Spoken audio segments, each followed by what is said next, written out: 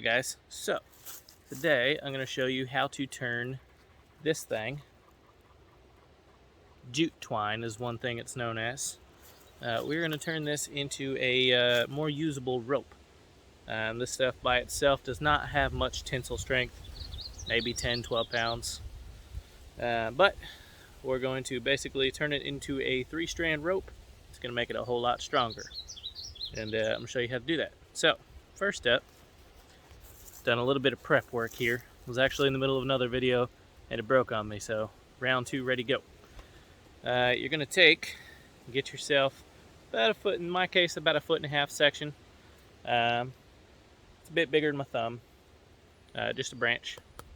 Next up, you're going to get yourself a smaller branch, almost as big as my thumb, as long as my hand. Okay? You're going to have to be creative.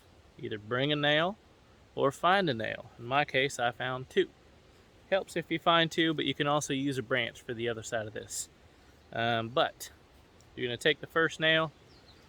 I cut this side flat just so the handle would sit better against it. My handle did split on me, so you see a rink-a-dink terrible lashing knot, or as one of my viewers just pointed out, it's also known as a whipping.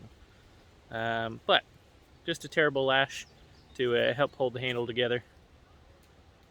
I'd already gotten about 2/3 of the way through making the last rope, and she snapped on me when I was setting it, so here we go. But anyway, you're going to drive the nail all the way through your big baton piece, and you're going to drive it into the middle of your handle. That's going to allow you to spin it like this.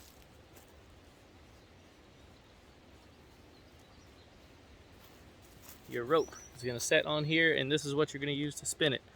I got to be honest with you, I've done this at home with the jute twine, and it's a whole lot quicker with a drill, but that's not bushcrafty, so here we go. Your second nail, I'm going to drive it into the tree back here. I'll take you over there real quick and show you what it looks like. Alright guys, there is the terrible nail in the tree. This tree, I just put the nail in at an angle and then bent it up. You're going to want to bend it up like that so that it hangs onto the rope while you spin it and while you pull to set the braid or the twist. This tree in particular is a standing dead tree. I didn't want to put a nail into a live living tree.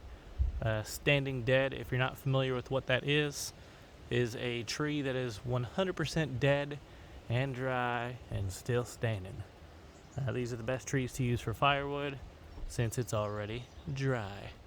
Another fun tidbit, if you are trying to get a fire started in the woods and it has rained and everything is soaking wet, find yourself a tree that is still standing and dead.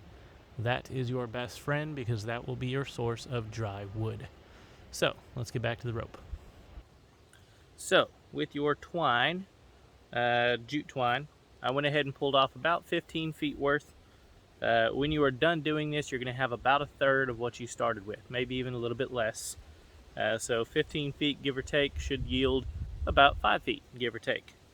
But first thing you're going to do is find one end, locate the other end. To measure 15 feet, guys, I'm out here in the woods. I didn't bring a tape measure.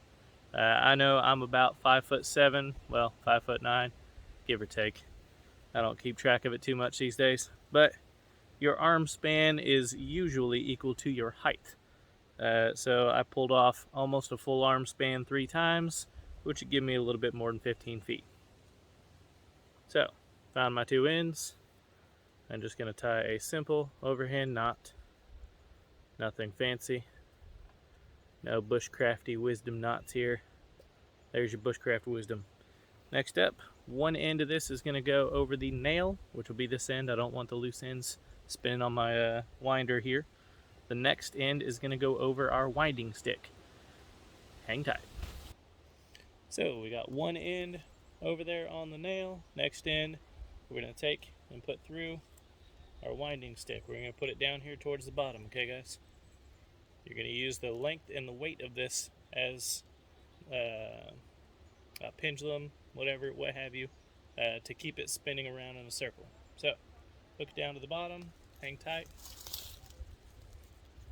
and start spinning.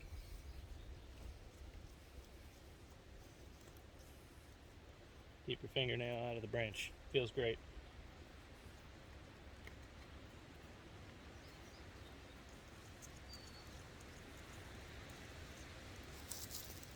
let it run off on you.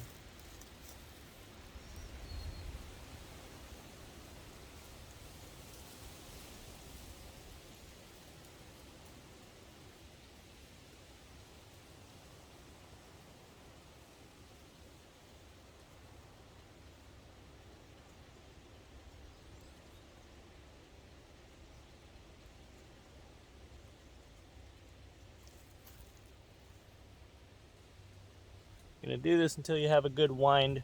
A good wind, when you bring it that way, it's going to start to twist on itself. So, give you a better angle. Don't keep going.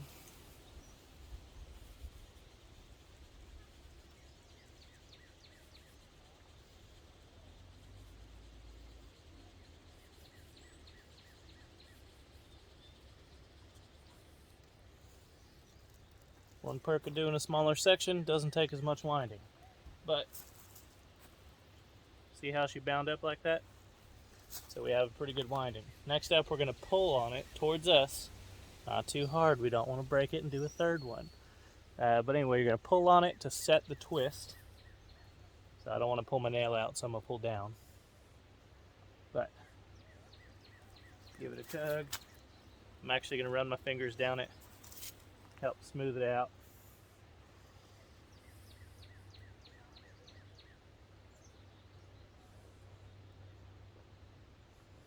Okay, what that did is just set the twist that's already in here now. Next up, I'm going to fold it into thirds, and we're going to twist the other direction. So, pause. Hi. Alright guys, so, I'm a big fan of leaving some mistakes in the videos, just so you can make mistakes and learn with me. Miscalculated on how much will be left over. It is not 5 feet. It's going to be about 3 feet. Anyway, it's going to make it a whole lot easier to show you guys, not as long as a video. So, dawned on me, not everyone might know how to fold the rope into thirds, so I'm going to show you real quick. So, got my whole length of rope. All I'm going to do is I'm going to walk back towards my nail, and I'm just going to grab a section of the rope and drape it over. Keep my hand in the loop, and keep my hand on the first loop that was at the end of it, and I'm just going to pull them out till we're all together. So now we have the loop I was first winding, and the loop in the middle, and boom, we have 1, 2, 3 strands. Okay. So, now we're going to take our winding stick and put it in all of those. And since the first time we went this way, we now have to go this way.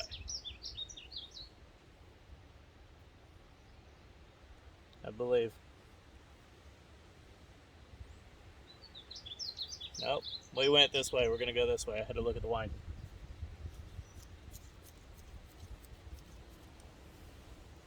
Don't lose your rope. Woo! A little easier with a longer piece. Just saying.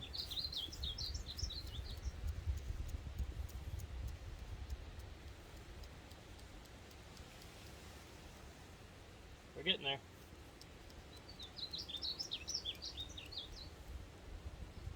We're getting there.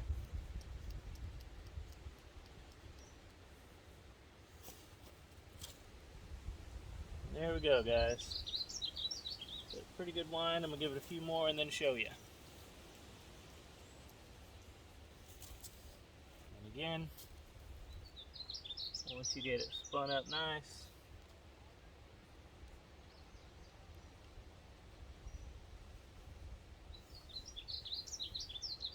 basically all you're looking for here is just a tight wind. Again, you're going to pull to set it.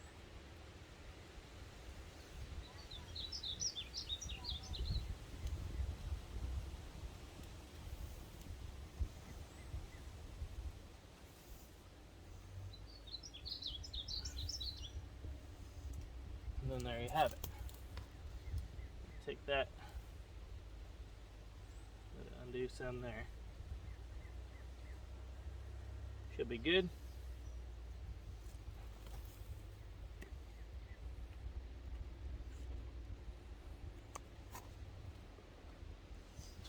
I tie this end off.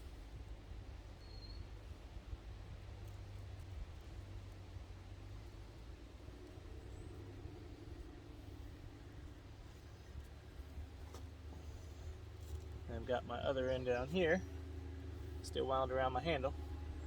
So we've got a rope, guys.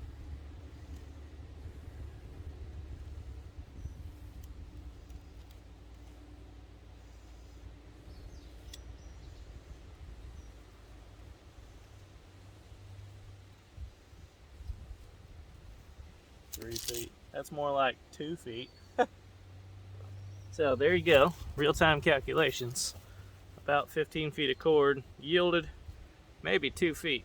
So you do lose a lot when you're doing this. So if you start out with a 300-foot section of jute twine,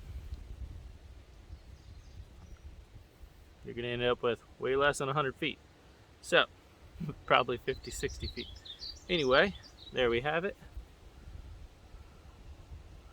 Nice wound up jute twine.